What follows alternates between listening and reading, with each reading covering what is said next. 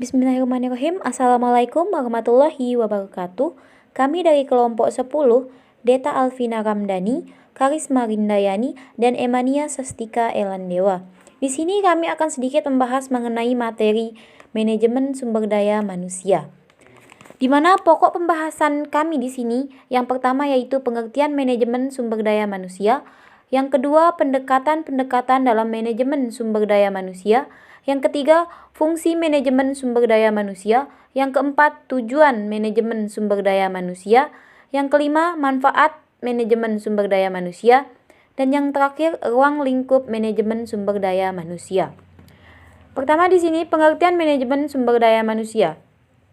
Manajemen sumber daya manusia ialah pengembangan sumber daya manusia yang berfungsi melakukan perencanaan sumber daya manusia, penerapan, perekrutan, pelatihan, pengembangan karir karyawan atau pegawai, serta melakukan inisiatif terhadap pengembangan organisasi atau perusahaan. Sedangkan pengertian menurut ahli, yaitu menurut Melayu SP Hasibuan, manajemen sumber daya manusia adalah ilmu seni mengatur hubungan dan peran tenaga kerja agar efektif dan efisien membantu terwujudnya tujuan perusahaan. Yang kedua yaitu pendekatan-pendekatan dalam manajemen sumber daya manusia. Ada 3 pendekatan dalam manajemen sumber daya manusia, yaitu yang pertama pendekatan mekanik. Pendekatan mekanik di sini yaitu mengganti peranan tenaga kerja manusia dengan tenaga mesin untuk melakukan pekerjaan, di mana pandangan ini menunjukkan perilaku bahwa tenaga kerja harus dikelompokkan menjadi modal yang merupakan faktor produksi. Yang kedua, pendekatan paternalisme, di mana konsep yang mencurigai manajemen sebagai pelindung karyawan. Berbagai jenis bisnis telah dilakukan oleh para pemimpin perusahaan sehingga non-pekerja mencari sumbangan berdasarkan pihak lain. Yang ketiga yaitu pendekatan sistem sosial atau human relation. Memandang bahwa suatu organisasi atau perusahaan adalah sistem kompleks yang beroperasi di lingkungan yang kompleks yang dapat disebut sistem eksternal atau sistem luar. Fungsi manajemen sumber daya manusia. Beberapa fungsi manajemen sumber daya manusia sebagai berikut. Yang pertama, perencanaan sumber daya manusia merupakan suatu proses pengkajian kebutuhan sumber daya manusia secara sistematis. Perencanaan sumber daya manusia meliputi hal-hal berikut. A. Analisis jabatan dalam perusahaan untuk menentukan tugas, tujuan, keahlian, pengetahuan, serta kemampuan yang dibutuhkan.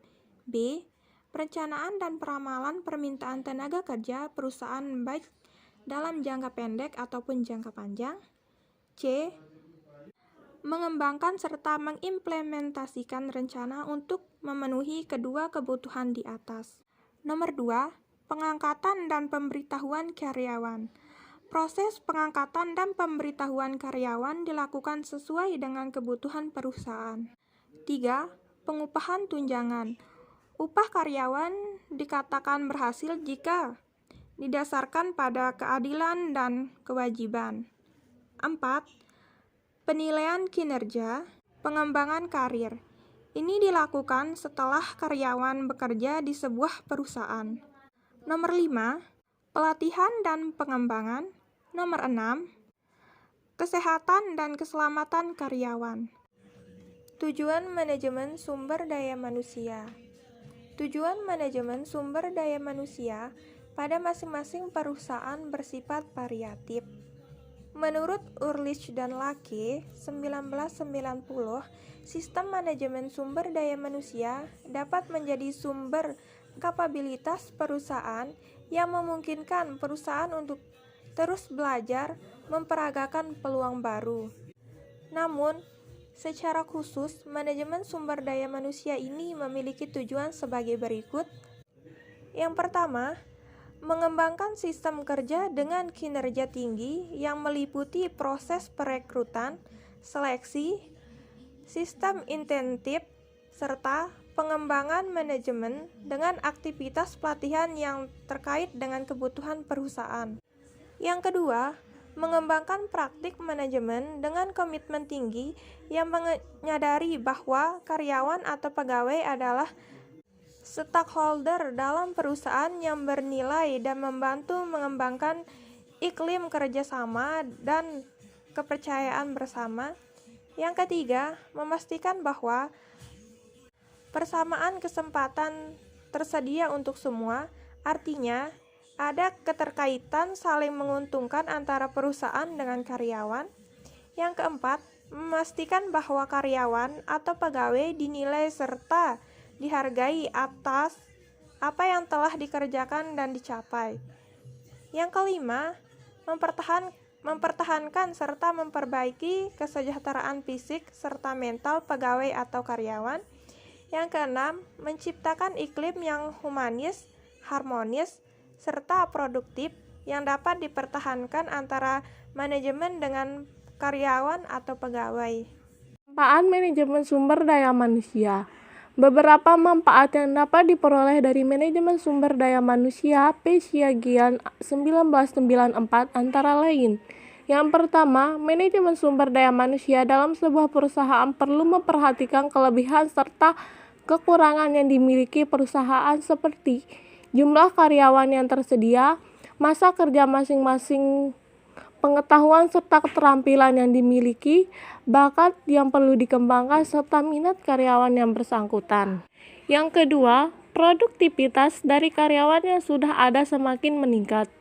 Manajemen sumber daya manusia yang baik tertentu akan proporsionalitas dalam penempatan formasi karyawan. Terlalu banyak karyawan juga tidak baik untuk perusahaan dan dapat berdampak pada penurunan semangat karyawan. Kekurangan karyawan juga tidak baik untuk perusahaan dan akan mengakibatkan terhambatnya pekerjaan, jadi harus tepat. Yang ketiga, menentukan kebutuhan tenaga kerja atau karyawan. Kebutuhan akan tenaga kerja di masa mendatang baik dalam jumlah maupun kualifikasinya untuk mengisi formasi tertentu dan menyelenggarakan aktivitas baru. Yang keempat, penanganan informasi ketenaga kerja. Penanganan informasi sumber daya manusia yang dimiliki dapat mencangkup masa kerja setiap karyawan, status perkawinan, tunjangan, penghasilan, pendidikan, dan pelatihan yang dapat dicapai. Keterampilan khusus yang dimiliki karyawan dan jabatan yang pernah terjadi. Yang kelima, penelitian. Sebelum melakukan perencanaan, maka diperlukan penelitian, termasuk penelitian mengenai manajemen sumber daya manusia.